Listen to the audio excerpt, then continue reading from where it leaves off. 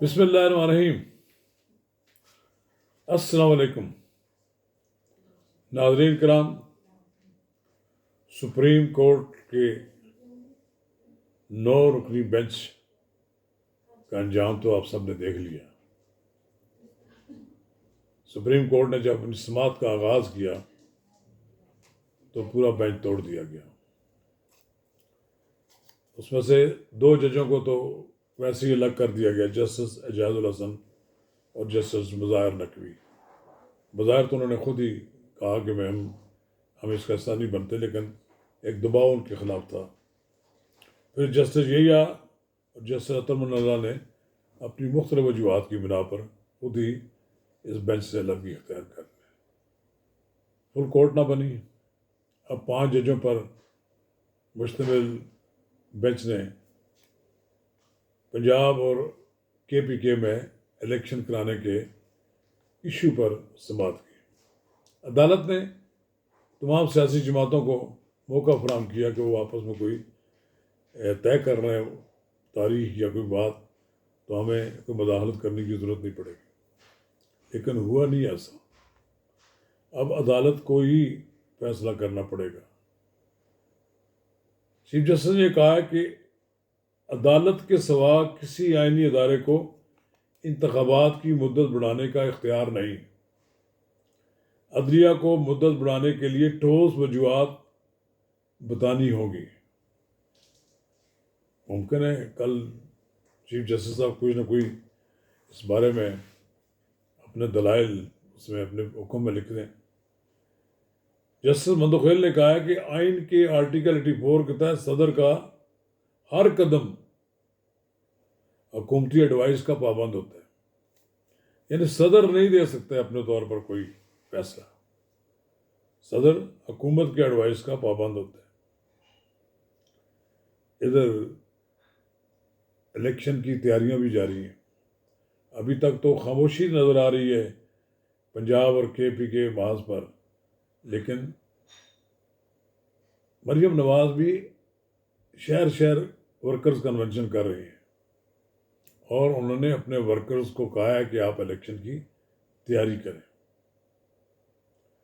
اب چونکہ سیاسی جماعتیں، چونکہ آج خود نوٹس ہوا ہے، پھر سیاسی جماعتوں نے اپنا موقع بھی بیان کیا ہے۔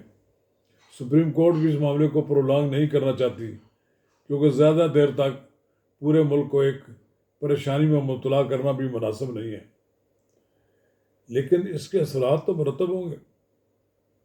اب دیکھنا یہ ہے کہ اگر سپریم کورٹ کو تاریخ مقرر کر دیتی ہے، کیا اس پر حکومت منع عمل کرنے کے لیے تیار ہوگی، یا ممکن ہے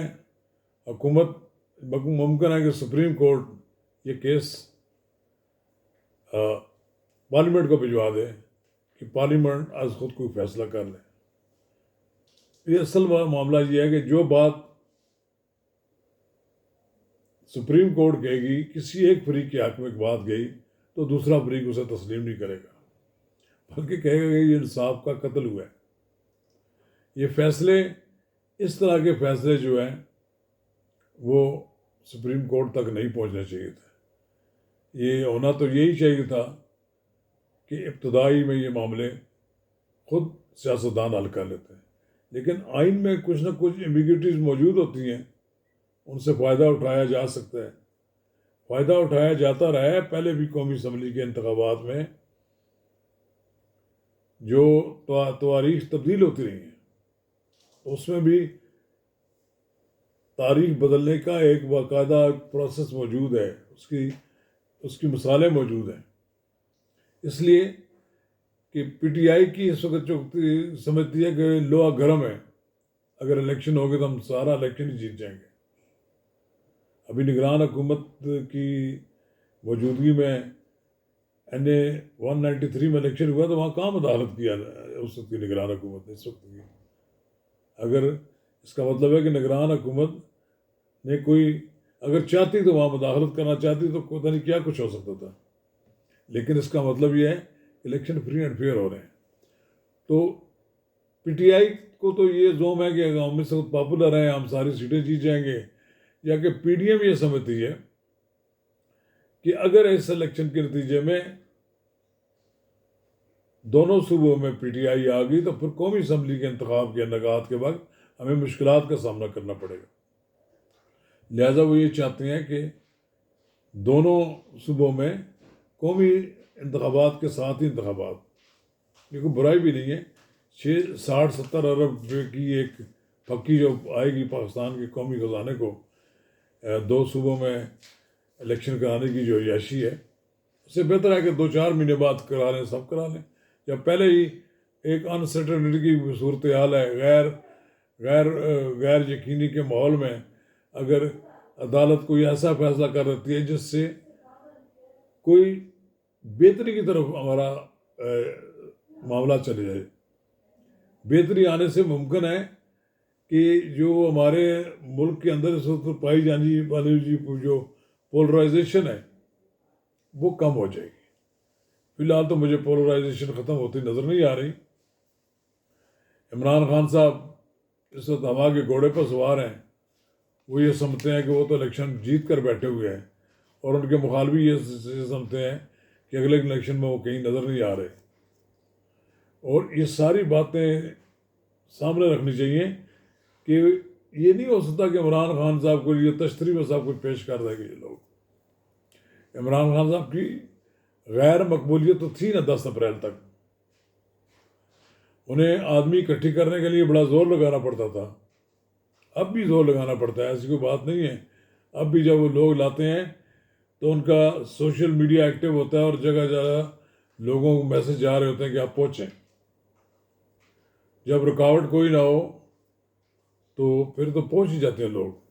لیکن اب دیکھتے ہیں کہ عمران خان صاحب کتنے دن یہاں پر ٹھہرتے ہیں یا واپس پھر زمان پارک میں ہی نظر آتے ہیں.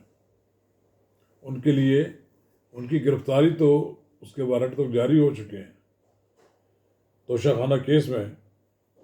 ابھی تک وہاں اور اس کی بھی انہوں نے ضمانت کروانی ہوگی. ایک بار پھر ان کو ہلا بولنا ہوگا ایک چھوٹی عدالت پر بھی.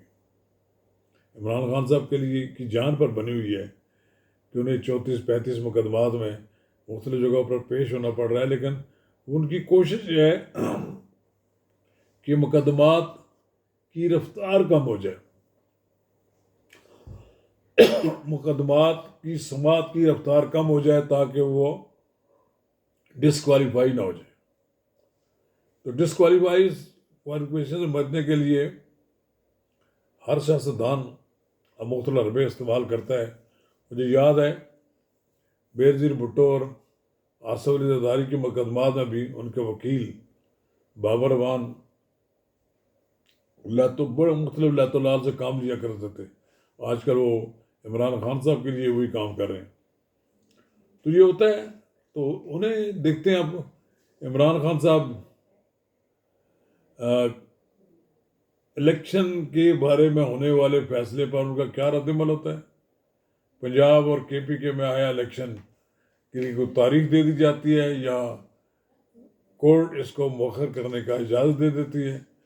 اس بارے میں تو ہم اسی وقت کوئی فیصلہ ہوگا جب سپریم کورٹ خود اعلان کرے گی. شکریہ.